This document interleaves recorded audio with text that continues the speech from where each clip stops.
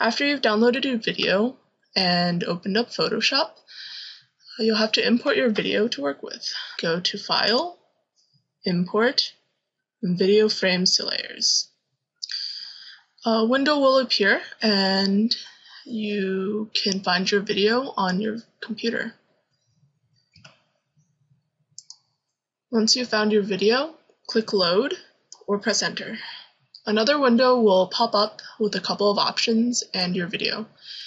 Make sure the Make Frame Animation option is checked. Then, for the Range to Import options, click on Selected Range Only, so you can pick out the part of the video that you want to make a GIF of.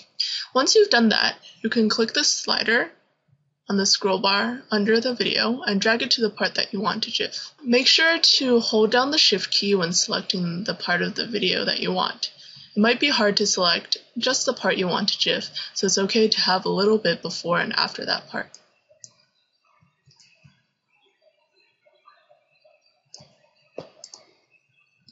A shot of your video will pop up. Before doing anything else, make sure that you have the Animation and Layers windows open. You can open them by going to Window and clicking on the Animation option and the Layers option. Now, as you can see by the animation window, you have a bunch of frames. Let's cut out the frames we don't want. You can play the animation by clicking on the play button or by pressing the spacebar.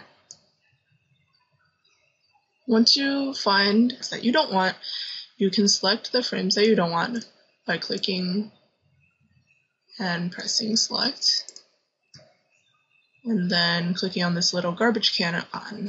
The number of frames is directly related to the file size. The more frames you have, the bigger the file will be. If you want to make GIFs to put on Tumblr, you'll have to work around the 1 megabyte size limit. So, let's say we're making a standard 500 pixel GIF, which is the width of a normal Tumblr post. Of course, it depends on the colors in the video and the height-width ratio, but as a general guideline for color GIFs, I aim for no more than 25 frames. Once you're satisfied with that, you can also go to the Layers window and delete all the layers for the frames that you just deleted. To delete all the layers from before the frame that you have selected, scroll down until you see a layer with a little eye next to it. Then you can click on the layer before it and select all the layers for that, and then for all the layers after the last frame, you select all the layers after that layer. Okay. Deleting the layers just makes it easier to work with. As you may have noticed, the animation's probably going a little bit fast. Also, when you upload GIFs, they tend to speed up a little. So, in order to slow it down, go to the animation window again, click on this little drop-down menu, and click Select All Frames. Then go to any of the frames and click on the time underneath of it. Pop up another window, and usually I go for about 0.07 to 0.1 seconds. So there's some presets for times, but if you want anything else like 0.07, just click on Other and enter it in. Press OK. Alright, so now if you press play, you've got this basic GIF. Pretty simple, right?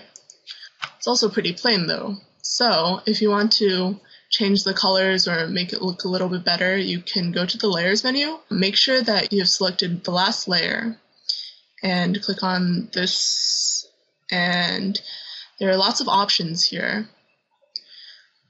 For the purposes of this quick tutorial, I'm just going to change the brightness and contrast, but you can also play with curves, levels, patterns, etc.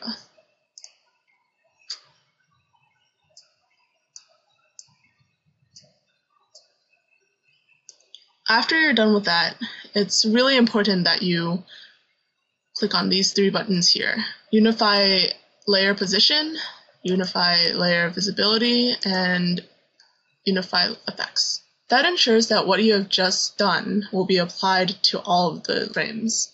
Also, if there are parts that you want to cut off, for example, this text or this logo, there are two ways that you can do that, by cropping or by changing the canvas size. In order to change the canvas size, you go to the Image menu, click on Canvas Size, you can change it to pixels, and you can adjust this here. I will just crop it. So in order to crop, you use the Select option, and then you select the part that you want, and go to Image, click on Crop. Now you have the part that you want, and you can play it to make sure you're satisfied with it. One other thing that you can do is make a transition between the last frame and the first frame if you think that it's a little too jumpy.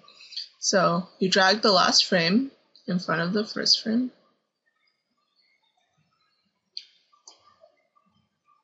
and then you click on this button, Between button, and you can leave all these options the same, and you can change the frames to add.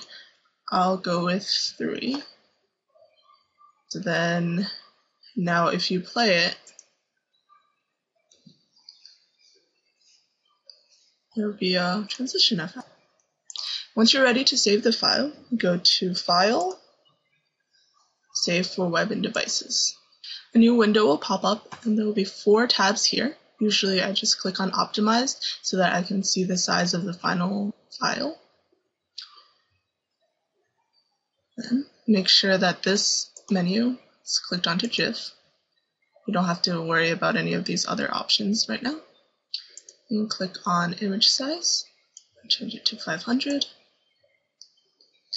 As you can see, the file is a little bit too big to put on Tumblr, so for this menu, click on Pattern, and then you can change the number of colors that are in your GIF.